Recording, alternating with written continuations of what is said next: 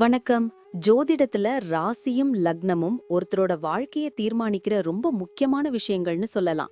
ஒரு ஜாதகத்துல லக்னம்ங்கிறது நம்மளோட உயிரையும், ராசிங்கிறது உடலையும் குறிக்கும். ஆமாங்க. நம்ம பிறக்கறப்ப கிழக்கு திசையில எந்த ராசி தெரியுதோ அதுதான் நம்மளோட லக்னம். இது 2 மணி நேரத்துக்கு ஒரு தடவை மாறும். அதனால ஒரு நாளைக்கு 12 லக்னங்கள் மாறி மாறி வரும். அதனால தான் லக்னம் ரொம்ப துல்லியமான தகவல்களை கொடுக்குன்னு சொல்றாங்க. சரியா சொன்னீங்க.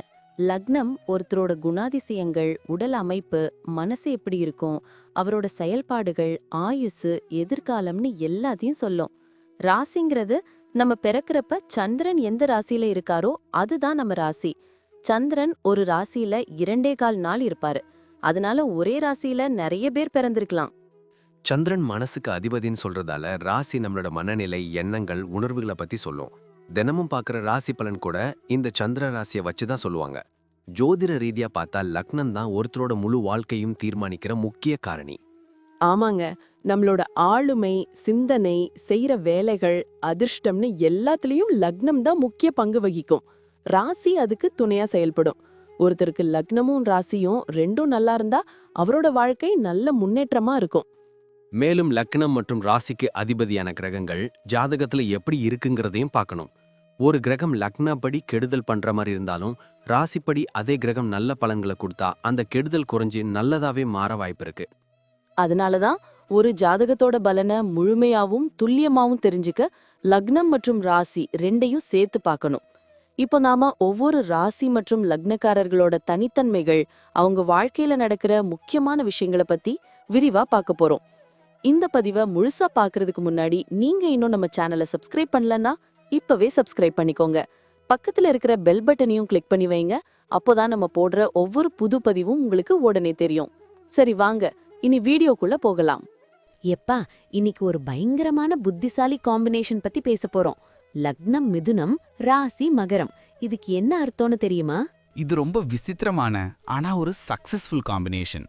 ஏன்னா மிதுனம்னா புதன், அதாவது அறிவு, வேகம், பேச்சு. மகரம்னா சனி, அதாவது நிதானம், உழைப்பு, லட்சியம்.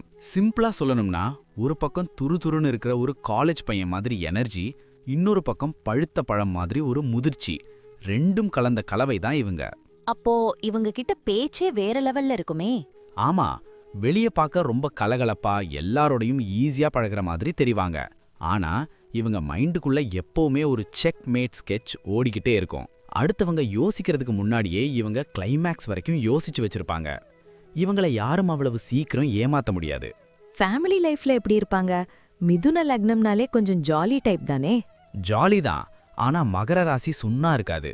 வீட்ல மத்தவங்க கிட்ட ஜோக் அடிப்பாங்க, அரட்டை அடிப்பாங்க. ஆனா குடும்ப பொறுப்புன்னு வந்துட்டா ரொம்ப கராரான ஆளு. நான் சொல்றது தான் ரூல்ஸ்னு சில சமயம் அதிகாரம் பண்ணுவாங்க. இவங்களுக்கு ஒரு புத்திசாலியான லைஃப் பார்ட்னர் தான் வேணும்னு நினைப்பாங்க. கொஞ்சம் பிடிவாதம் இருக்கும், ஆனா அது குடும்பத்துக்காக தான் இருக்கும். இவங்களுக்கு என்ன மாதிரி வேலை அல்லது தொழில் செட் ஆகும்? இவங்களுக்கு ஒரே நேரத்துல 2-3 வேலையை இழுத்து புடுத்து செய்யறதுனா ரொம்ப இஷ்டம். மல்டி டாஸ்கிங்ல இவங்க தான் king. IT field, marketing, communication, அப்புறம் இந்த கன்சல்டிங் பிஸ்னஸ் எல்லாம் இவங்களுக்கு பக்காவா வரும். மகர ராசி சனி இவங்களுக்கு பொறுமையை கொடுக்கும். அதனால வேலையில ஆரம்பத்துல லேட் ஆனாலும் போக போக பெரிய பதவியில போய் உட்காந்துடுவாங்க. காசு விஷயத்துல இவங்க எப்படி?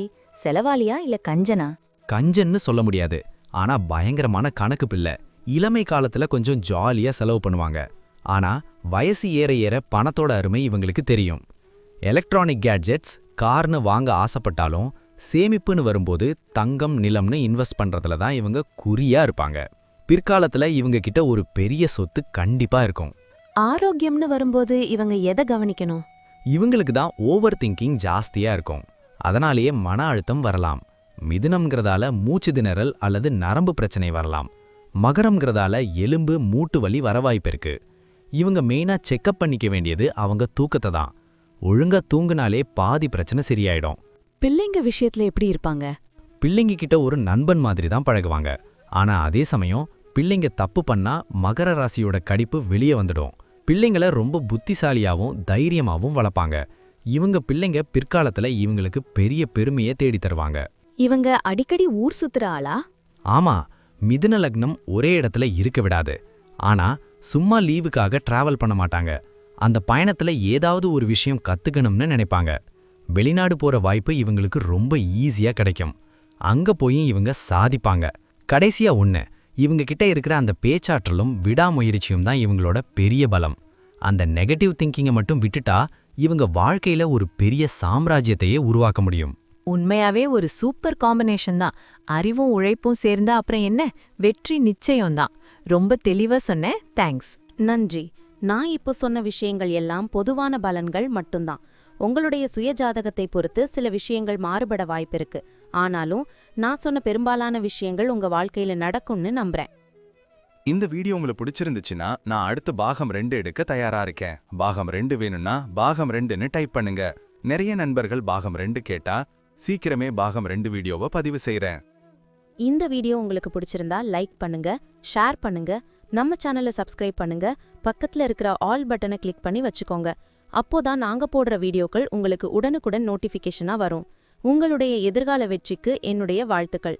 நன்றி. வாழ்க வளமுடன்.